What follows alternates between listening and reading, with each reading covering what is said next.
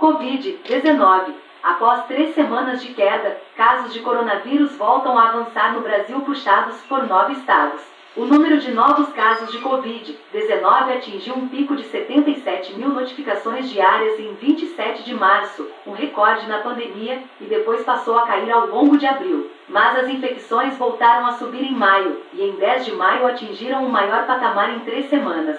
É importante deixar claro que há uma enorme subnotificação desses dados, mas ela tem se mantido mais ou menos constante. Ou seja, a realidade é pior do que os números oficiais apontam, porque muita gente infectada não fez teste de Covid-19. Mas, segundo estimativas, essa diferença entre dados e realidade foi praticamente a mesma em março, abril ou maio. Para especialistas, os fatores ligados tanto à queda de casos quanto ao novo aumento são conhecidos desde o início da pandemia em quase todos os países do mundo. Mais recentemente, houve um recuo na média semanal do número de mortes a cada dia, mas espera-se que esse número também volte a subir, já que há um descompasso entre os dados de infecção, de internação e de óbitos, porque alguém que venha a morrer por Covid-19 costuma perder a vida semanas depois do primeiro dia de sintomas. Dessa forma, o aumento de contágio percebido hoje levará dias até se refletir no número de mortes.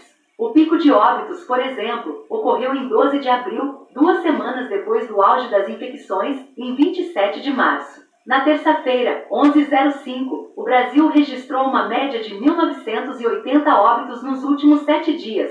A primeira vez, em quase 2 meses, que a média móvel de mortes por Covid-19 fica abaixo de 2.000. Recuo por um lado, distanciamento social mais rígido e vacinação ampla levam a um recuo de infecções, hospitalizações e mortes. De outro, a flexibilização de regras de distanciamento, a circulação maior das pessoas e variantes mais transmissíveis levam ao avanço da doença. No caso do Brasil, cientistas apontam que restrições mais rígidas surtiram efeito em março, mas a suspensão delas antes que a transmissão do vírus estivesse de fato controlada levou a essa reversão de tendência em diversas partes do país. Ou seja, os casos podem parar de cair e voltar a subir rapidamente.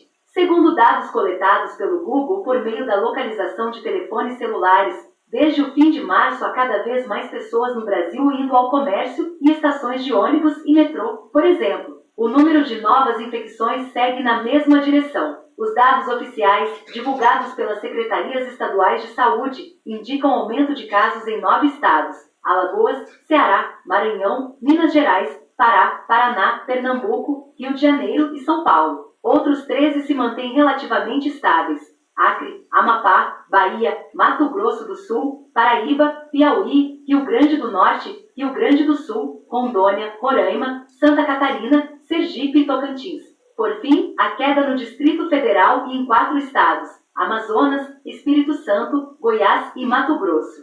Segundo a Fundação Oswaldo Cruz, Fiocruz, o mapa de tendência de casos aponta hoje para a manutenção do patamar atual em todas as unidades da federação, exceto no Rio de Janeiro, onde a tendência é de alta. Em 7 de maio, a Fiocruz afirmou em boletim epidemiológico que a ligeira redução em casos e óbitos por Covid-19 nas últimas 2 semanas de abril não significa que tenhamos saído de uma situação crítica. Para a instituição, somente a redução sustentada por algumas semanas poderá permitir a melhoria dos vários indicadores de monitoramento da pandemia. Os indicadores a que a Fiocruz se refere incluem a taxa de ocupação dos leitos de unidades de terapia intensiva, UTI, e o número de mortes por Covid.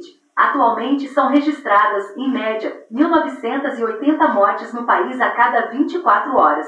O número vem em queda desde 12/04 e está no menor patamar desde meados de março. Mas, segundo especialistas, pode ser questão de tempo até voltar a subir mais uma vez.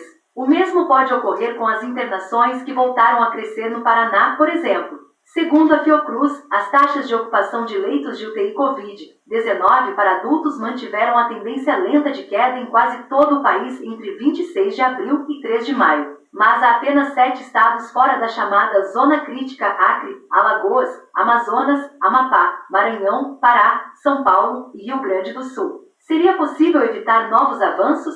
Especialistas dizem que sim, por meio de diversas medidas conhecidas. A aceleração da vacinação, a manutenção do distanciamento físico com pessoas fora da convivência domiciliar, o cuidado com a higiene frequente das mãos e o uso de máscaras adequadas de forma apropriada, resume a Fiocruz.